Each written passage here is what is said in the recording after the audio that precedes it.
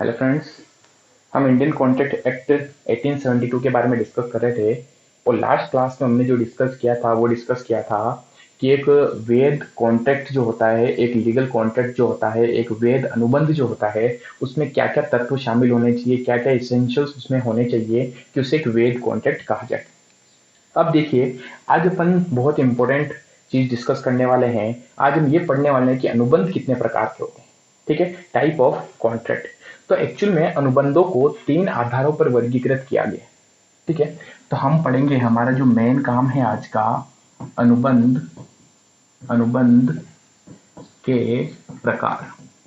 अनुबंध के प्रकारों को मेनली 3 भागों में, 3 आधारों पर वर्गीकृत किया जा सकता है। कितने आधारों पर? 3 आधार पर। आज जो है हम फर्स्ट आधार के ऊपर बात करेंगे, कल मैं इन दोनों चीजों के ऊपर आपको वीडियो बना के दूंगा। तो अनुबंध के आधार प्रकार जो है, पहला है हमारे पास में जो आधार है, वैधता के आधार पर, ऑन द बेसिस ऑफ लीगेलिटी। ठीक है, वैधता के आधार पर। दूसरा है सर्जन के आधार पर, सर्जन के आधार पर, on the basis of creativity. और तीसरा है निष्पत्ति के आधार पर, पॉसिबिलिटी ऑफ कंप्लीशन, निष्पत्ति के आधार पर। ठीक है, कि कंप्लीट हो पाएगा या नहीं। तो 3 आधारों पर हमने अनुबंध के प्रकार को बांटा है। सबसे पहला हमारे पास में कौन सा हो गया? वैधता के आधार पर, दूसरा सर्जन के आधार पर और तीसरा निष्पत्ति के आधार पर। वैधता के आधार पर अगेन इसको कई भागों में बांटा गया है। इसके आधार पर जो हमारे पास कॉन्ट्रैक्ट है, उसमें सबसे पहला कॉन्ट्रैक्ट आता है वैध अनुबंध, वैध अनुबंध। दूसरा हमारे पास में होता है व्यर्थ अनुबंध। तीसरा हमारे पास में होता है व्यर्थनीय, व्यर्थनीय अनुबंध। चौथा हमारे पास में है अवेदनीय, अवेदनीय अनुबंध। और पांचवा है हमारे पास में गैर प्रवर्तनीय अनुबंध। तो मेनली वैधता के आधार पर 5 तरीके के हमारे यहाँ पर अनुबंध हो गए। आज की हमारी पूरी क्लास इन अनुबंध के ऊपर होगी। बहुत ही अच्छे से हम इन चीजों को डिस्कस करेंगे। जो हमारे एग्जाम में क्वेश्चंस बनते हैं वो ऐसे आते हैं, वैधता के आधार पर अनुबंधों का वर्णन कीजिए। 7 नंबर या 15 नंबर का एक बड़ा क्वेश्चन पूछा जाता है बीकॉम फर्स्ट ईयर जेएनयू के अंदर। ठीक है, सर्जनता के आधार पर अगर देखा जाए तो फर्स्ट इसमें होता है स्पष्ट अनुबंध, स्पष्ट अनुबंध। दूसरा इसमें होता है गर्भित अनुबंध, गर्भित अनुबंध। फिर इसमें आता है अर्ध अनुबंध, अर्ध अनुबंध। चौथा इसमें आता है ई कॉमर्स, ये नया है, अनुबंध। तो मेनली यहां पर 4 प्रकार से हम बांटे गए। निष्पत्ति के आधार पर 2 ही प्रकार के अनुबंध होते हैं। फर्स्ट निष्पादनीय, निष्पादित अनुबंध और निष्पादनीय अनुबंध, निष्पादनीय अनुबंध। तो इनको आप नोट डाउन कर लें। तो ये हमारे पास में हो गए अनुबंधों के प्रकार।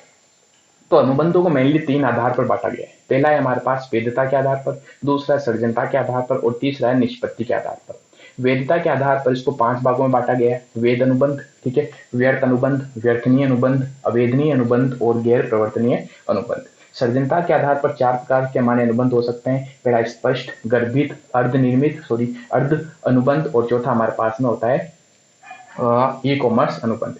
निष्पत्ति के आधार पर 2 प्रकार के हो गए हमारे पास, निष्पादित और निष्पादनीय अनुबंध। ठीक है, आज हम इन अनुबंध के बारे में बातें करेंगे, तो आप इनको उतार लें। अब मैं बात कर रहा हूं वैधता के आधार पर अनुबंधों की।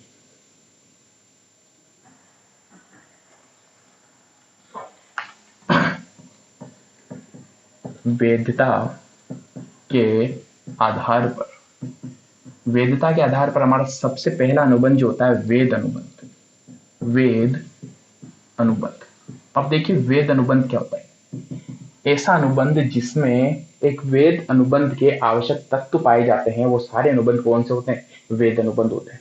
जैसे हमने सारे तत्वों के बारे में बात करी, ठहराव होना चाहिए, ठहराव के बाद में हमने बात करी थी कि स्वतंत्र सहमति होनी चाहिए लोगों की, यानी कोई भी ठहराव ऐसा नहीं होना चाहिए जो उत्पीड़न वगैरह इनसे प्रभावित हो। फिर हमने पढ़ा था इसके अंदर वैधानिक प्रतिफल होना चाहिए, वैधानिक उद्देश्य होना चाहिए, यानी कि जो भी एक वेद अनुबंध के तत्व होते हैं वो शामिल इसमें होने चाहिए। तो कैसा अनुबंध कहलाएगा? वेद अनुबंध। ऐसा अनुबंध जहां पर अधिकार और दायित्व उत्पन्न होते हों, वो सारे अनुबंध कौन से होंगे? वेद अनुबंध। यानी कि लीगल कॉन्ट्रैक्ट है जो नॉर्मल लाइफ में किए जाते हैं, वो सारे के सारे कॉन्ट्रैक्ट कैसे होते हैं? लीगल कॉन्ट्रैक्ट, यानी जिसमें कानून आपको किसी भी तरीके की मनाही नहीं करता वो कॉन्ट्रैक्ट को करने के लिए। अगर फ्यूचर में दो व्यक्तियों के बीच में वैध कॉन्ट्रैक्ट किया गया है और डिस्प्यूट हो जाते हैं, झगड़े हो जाते हैं, तो आप कोर्ट की मदद ले सकते हैं और कोर्ट आपकी इसमें हेल्प करता है। वो सारे अनुबंध कौन से होते हैं? वेद अनुबंध। जैसे एक नॉर्मल से अनुबंध की अगर मैं बात करूं, ए ने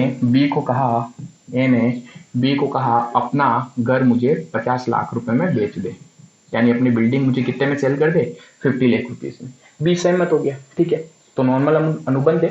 अब क्या होगा? ए का कुछ अधिकार होगा बिल्डिंग प्राप्त करने का और दायित्व होगा पैसों का भुगतान करने का, और बी का अधिकार क्या होगा? पैसे प्राप्त करने का, और दायित्व होगा बिल्डिंग ए के नाम करने का। तो ये जो हमारा अनुबंध होता है ये कौन सा अनुबंध कहलाता है? वेद अनुबंध।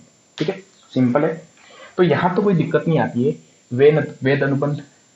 दूसरा अनुबंध की अगर अपन बात करें, फर्स्ट तो हो गया हमारे पास में वेद अनुबंध, दूसरा है हमारे पास में व्यर्थ अनुबंध।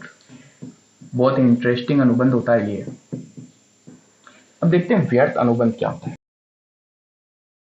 मीन्स ऐसे अनुबंध जो कानून द्वारा प्रवर्तनीय नहीं कराए जा सकते।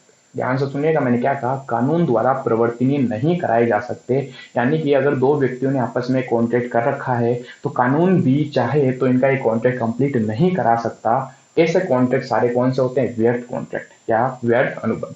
यानी कि इसमें अधिकार और दायित्व तो पूरे नहीं किए जाएंगे। ऐसा जो कॉन्ट्रैक्ट किया जाएगा वो शून्य माना जाएगा। ऐसा माना जाएगा कि उनके बीच में कॉन्ट्रैक्ट हुआ ही नहीं। ठीक है, यानी कि ना तो दायित्व उत्पन्न होंगे ना अधिकार उत्पन्न होंगे। जैसे अगर मैं बात करूं, ए ने बी से कॉन्ट्रैक्ट किया, क्या कॉन्ट्रैक्ट किया? कि मैं आपके लिए एक बुक लिखूंगा। ए ने बी से कॉन्ट्रैक्ट किया, मैं आपके लिए एक बुक लिखूंगा और जैसे बुक कंप्लीट होगी आप मुझे इसके बदले में प्रतिफल के लिए 1 लाख रुपए दें। ठीक है, तो देखिए यहां पर क्या अनुबंध किया गया है? ए ने बी को बोला कि मैं आपके लिए क्या करूंगा? बुक लिखूंगा, और बी ने बोला इसके बदले में आपको 1 लाख रुपए पे करूंगा। ठीक है, अब ध्यान से सुनना, सडनली एक एक्सीडेंट होता है और उस एक्सीडेंट के अंदर ए की डेथ हो जाती है, यानी बुक का लेखक राइटर कौन है? ए है, तो ए की सडनली क्या हो जाती है? डेथ हो जाती है, ये राइटर है। अब ध्यान से देखें, क्या ये कॉन्ट्रैक्ट पूरा हो पाएगा? ए ने कॉन्ट्रैक्ट किया, लीगल कॉन्ट्रैक्ट था, वैध कॉन्ट्रैक्ट था, जब उस टाइम किया गया था तब सारी चीज एकदम क्लियर थी। ठीक है, लेकिन कुछ टाइम के बाद में परिस्थितियां ऐसी हो गई कि वो कॉन्ट्रैक्ट पूरा हो ही नहीं सकता। क्या ए डेथ होने के बाद वापस आ सकता है उसके लिए बुक लिखने के लिए? नहीं आएगा। इसका मतलब ये जो कॉन्ट्रैक्ट इनके बीच में वो कौन सा कैसा कॉन्ट्रैक्ट कहलाएगा? व्यर्थ कॉन्ट्रैक्ट कहलाएगा। यानी कि अब ना तो अधिकार उत्पन्न होंगे ना दायित्व उत्पन्न होंगे, उनका अनुबंध क्या हो गया? शून्य हो गया। सिंपल। तो ऐसा अनुबंध जो परिस्थितियों के कारण, तो व्यर्थ अनुबंध का मतलब क्या हुआ? ऐसा अनुबंध जो परिस्थितियों के कारण क्या होगा? पूरा नहीं कराया जा सकता। कौन सा अनुबंध कहलाता है? व्यर्थ अनुबंध कहलाता है। हमेशा ध्यान रखना, कोई भी अनुबंध जहां पर जिसका ना तो अधिकार उत्पन्न होते हैं ना दायित्व उत्पन्न होते हैं, वो सारे अनुबंध कौन से होते हैं? व्यर्थ अनुबंध कहलाते हैं। ठीक है, चलिए आगे बढ़ते हैं। नेक्स्ट अनुबंध की बात करते हैं, व्यर्थनीय। तीसरा अनुबंध हमारे पास में आता है व्यर्थनीय। व्यर्थनीय अनुबंध। अब इस अनुबंध के बारे में ध्यान से देखिएगा। व्यर्थनीय अनुबंध ऐसे अनुबंध होते हैं जहां पर एक पक्षकार तो चाहे तो उसको प्रवर्तनीय करवाए, लेकिन दूसरा पक्षकार उसे प्रवर्तनीय नहीं कराने के लिए राजी होता है।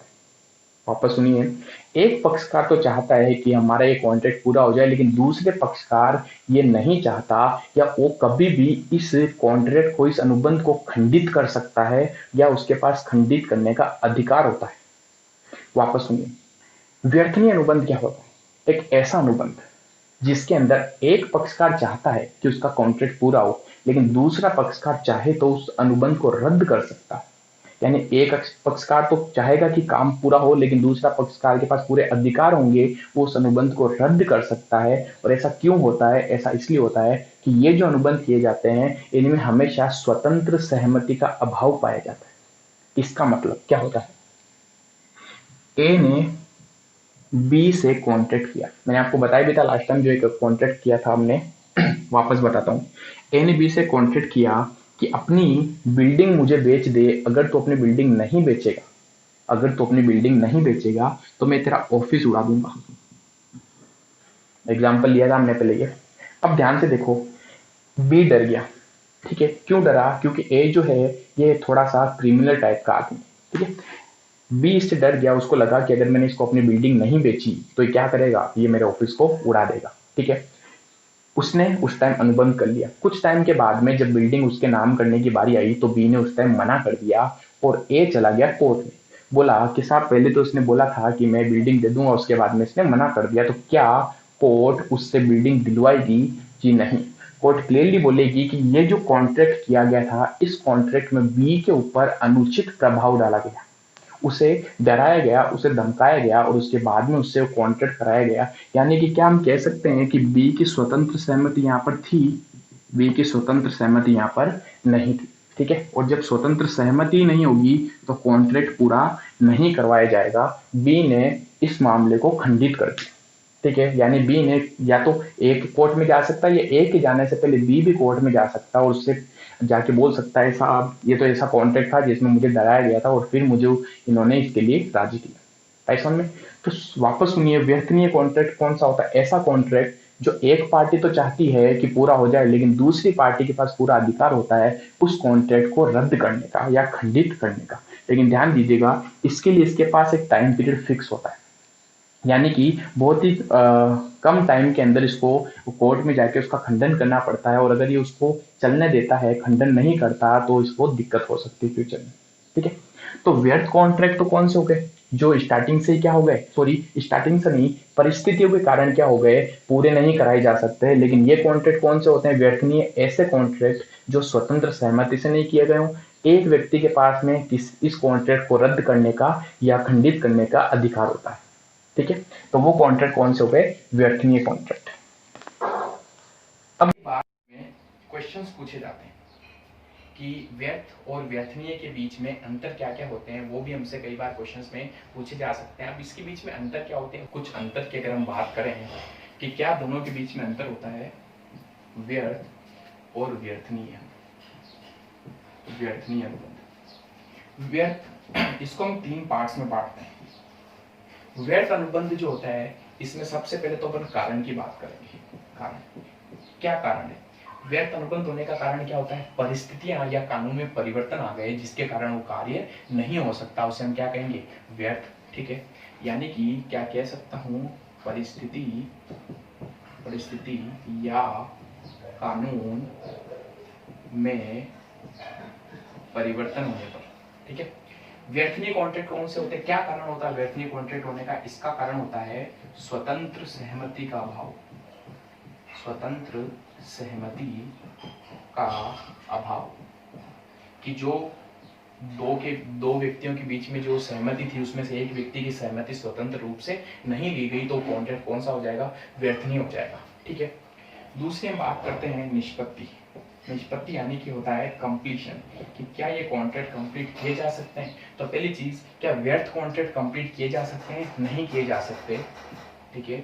यहाँ पर इसकी निष्पत्ति संभव नहीं।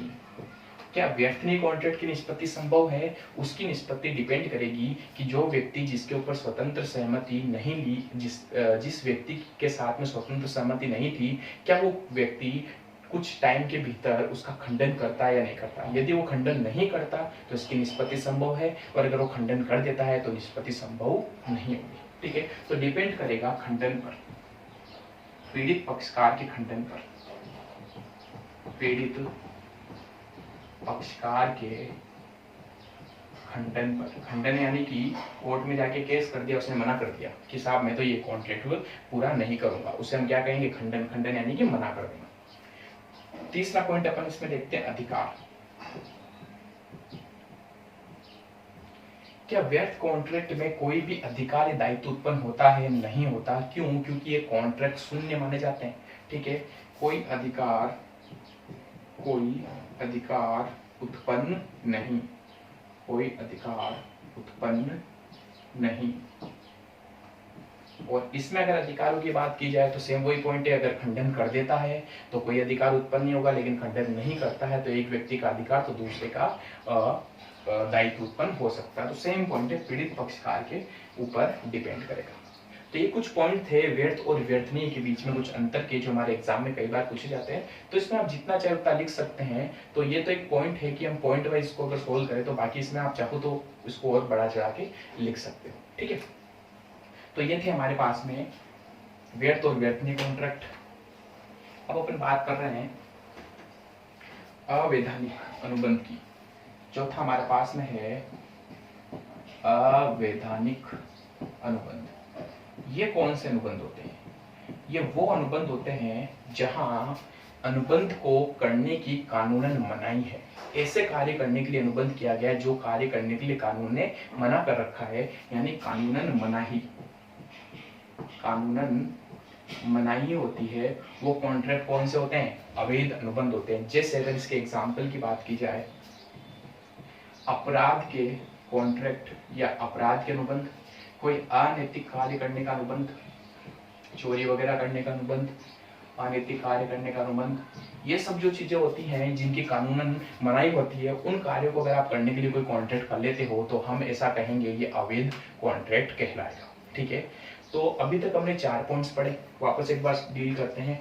इसमें वैध अनुबंध क्या होता है? जहां पर वो हमने सारे पॉइंट्स पढ़े थे, किसके? वैध अनुबंध के आवश्यक तत्व होने चाहिए, आवश्यक तत्व होने चाहिए, 2 पक्षकार होंगे, स्वतंत्र सहमति होगी, वैधानिक प्रतिफल होगा, वैधानिक उद्देश्य होगा, कानून द्वारा प्रवर्तनीय होना चाहिए। वो सारे पॉइंट हमने यहाँ पर डिस्कस कर लिए।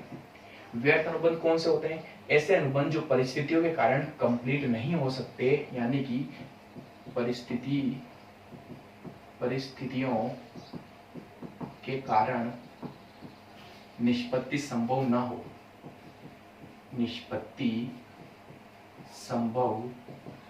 हो, वो कौन से होते हैं? व्यर्थ अनुबंध। व्यर्थनीय अनुबंध कौन से होते हैं? जहां पर स्वतंत्र सहमति नहीं हो, स्वतंत्र सहमति ना हो तथा एक पक्षकार के पास खंडन का अधिकार हो, एक पक्षकार के पास खंडन का अधिकार हो, वो सारे अनुबंध कौन से कहलाएंगे? व्यर्थनीय।